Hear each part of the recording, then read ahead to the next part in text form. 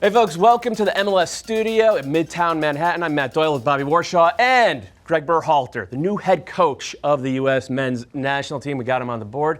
Bobby and Greg, we want to talk to you about how your team has played in Columbus over the last 5 years. Possession-based team, what brought you to that philosophy?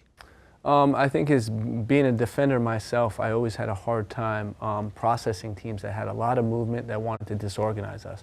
It was when teams were straightforward, that's when it was the easiest for me to play against. So as I'm playing against that, I thought, okay, that's what type of team, if I was coaching, that I would like to set up. The idea is that we're an attacking-based team that wants to create goal-scoring opportunities by disorganizing the opponent. Walk us through this idea of starting from the goalie, having the ball, and disorganizing the opponents to go score. So it's basically about just creating positional advantages, right? So if a normal team presses with 2 and you're building with 3, right now you have an advantage, a positional advantage here. You have 3 against their 2. When you're tucking wingers in, right? For example, if they're playing with 2 in central midfield now, by tucking one winger in, again, we have a positional advantage in the middle. So we're always trying to create positional advantages against the opponent. In trouble for the Columbus Crew. That was a great play by Stefan. He made that tackle libero style, about 35 yards off his goal line. Valenzuela threads it through the eye of the needle. Higuain, Sargent! Let me ask you about this pass right here, this pass right here. That's the pass that I think a lot of people associate with the Columbus Crew and what you guys did. What is it about that pass that became so intrinsic to what you guys did? So I think now, so we created our positional advantage, right?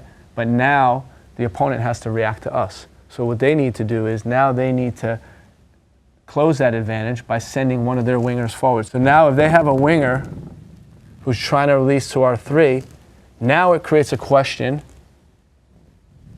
for their fullback.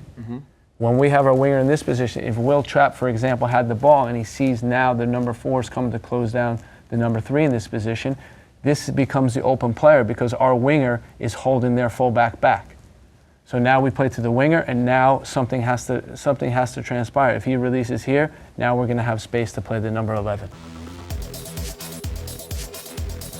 So this is how you generally set up your defense with the Columbus Crew. You pick a 4-4-2. You have Pipo Higuain, who's your number 10, step up as a second forward, and you have 2 lines of 4, and you create this block somewhere in the middle of the field. How did you pick that when most other possession teams around the world are high pressing or ferociously counter pressing? What I say is that there is a little bit of detail that is missing, and it's just the position. It's not really, I wouldn't call it a 4-4-2, I'd call it a 4-2-2-2. And this would be 4, this would be 2, this would be 2, this would be 2. And we want to control space. That the general principle of what we're trying to do is control space, make play predictable. Those are the principles that the guys work on. And then the reason why is, there's a couple different reasons. The first thing in MLS, we have to accept that we're playing in tough conditions sometimes in terms of heat.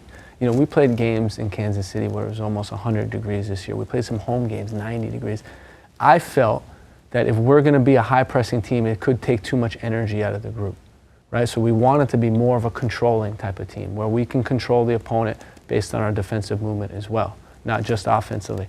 So then we came up with this structure. How can we prevent balls coming central? How can we make play predictable for the team? And this is the structure that we came up with. And I think the guys worked really hard in integrating this into our game. And I think we did a good job this year. The other important thing to realize is that it starts in a mid block, but it very much turns into a high press on cues. That's the important part of it. And the guys know cues when to move this block into here.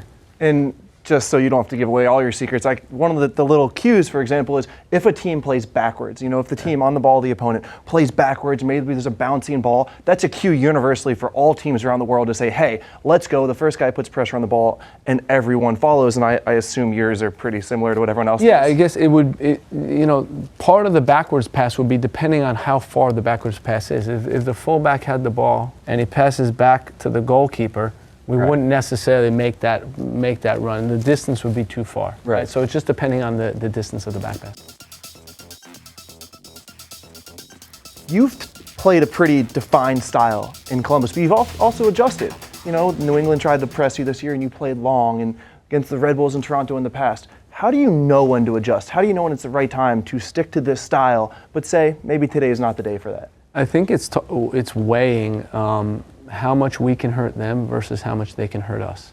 And if that ratio gets out of whack, then we'll change. If we feel like we can hurt them more often than they can hurt us, then we'll continue to do what we're doing.